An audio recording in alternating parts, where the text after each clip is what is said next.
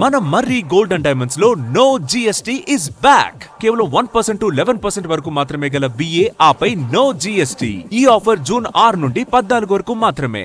పశ్చిమాసియాలో శాంతి పవనాలు వీయనున్నాయి. హర్ముజ్ జలసంధి తిరిగి తెరుచుకుని ప్రపంచ వాణిజ్యానికి ఊరట లభించనుంది. ఇరాన్తో ఆదివారం శాంతి ఒప్పందం కుదుర్చుకోనున్నామని అమెరికా అధ్యక్షుడు డొనాల్డ్ ట్రంప్ ప్రకటించారు. ఈ మేరకు సంతకాలు జరుగుతాయని తెలిపారు. అంతకుముందు ఇదే మాటను వెల్లడించిన పాకిస్తాన్ ప్రధాని షహబాజ్ షరీఫ్ ఒప్పందంపై ఎలక్ట్రిక్ సంతకాలు చేయించేందుకు సిద్దమవుతున్నట్లు పేర్కొన్నారు. అయితే ఆదివారమే సంతకం చేయబోమన్న ఇరాన్ ఈ విషయమై ఆచితూచి వ్యవహరిస్తున్నట్లు స్పష్టం చేసింది.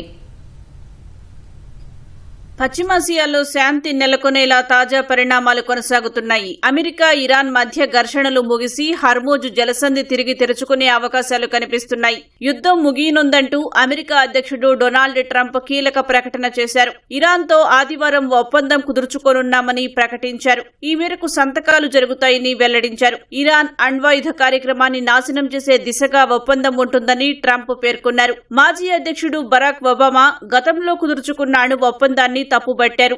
గతంలో ఒబామా ఇరాన్తో కుదుర్చుకున్న ఒప్పందం ఆ దేశం సులభంగా అణ్వాయుధాలు తయారు చేసుకునేలా ఉందన్నారు. తమ ఒప్పందం మాత్రం ఇందుకు పూర్తి విరుద్ధమన్న ట్రంప్ ఇరాన్ అణు కార్యక్రమానికి అడ్డుగోడగా నిలవనుందన్నారు. ఇరాన్ అణ్వాయుధ కార్యక్రమాన్ని ఇప్పటికే పూర్తిగా నిర్వీర్యం చేశామన్న ఆయన వారి దగ్గర ఉన్న శుద్ధి చేసిన యురేనియాన్ని తర్వాతి దశల్లో నాశనం చేస్తామని ట్రూత్ సోషల్లో పేర్కొన్నారు. సరైన సమయంలో అంతా ప్రశాంతంగా ఉన్నప్పుడు తాము ఇరాన్లోకి ప్రవేశించి గ్రానైట్ పర్వతాల కింద ఉన్న శుద్ధి చేసిన యురేనియాన్ని తీసుకువస్తామని అమెరికా అధ్యక్షుడు చెప్పారు. ఇరాన్ అణు కేంద్రాలను తమ B-2 బాంబర్లు నాశనం చేశాయన్నారు. దానివల్లే యురేనియం కుప్పకూలిన కొండల కింద చిక్కుకుపోయిందని ట్రంప్ తెలిపారు.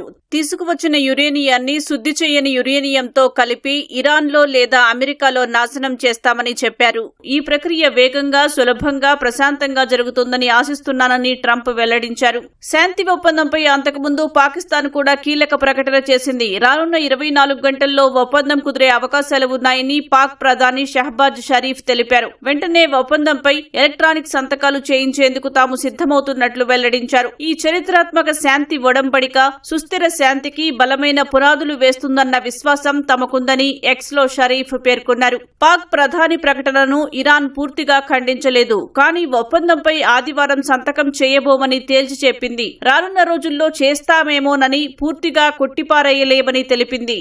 ఎందుకంటే అమెరికా ఎప్పుడు ఎలా వ్యవహరిస్తుందో తెలియని పరిస్థితి ఉందని, అందుకే ఈ ప్రక్రియపై ఏ ప్రకటననైనా తాము జాగ్రత్తగా ఇవ్వాలని ఇరాన్ విదేశాంగ శాఖ అధికార ప్రతినిధి ఇస్మాయిల్ బగాయి ట్రంప్ ప్రకటనకు ముందు తెలిపారు. లెబనాన్ సహా అన్ని ప్రాంతాల్లో యుద్దం ముగించే ప్రాథమిక ఒప్పందంపై సంతకాలు చేయడానికి ఇరు పక్షాలు చర్చలు జరుపుతున్నాయని ఇరాన్ విదేశాంగ మంత్రి అబ్బాస్ అరాక్చి తెలిపారు. ఇందులో ఇరాన్ అణు కార్యక్రమం లేదన్నారు. ప్రాథమిక ఒప్పందం కుదిరిన 60 రోజుల తర్వాత అణ్వాయుధాల అంశం చర్చలు జరుగుతాయని తెలిపారు. ఇరాన్ సుప్రీం నేత అలీ ఖమేనీ అంత్యక్రియల ఊరేగింపులు వచ్చే నెల 4న టెహ్రాన్లో ప్రారంభమవుతాయని ఇరాన్ ప్రకటించింది. 9వ తేదీన అంత్యక్రియలు మషహద్ నగరంలో జరుగుతాయని పేర్కొంది.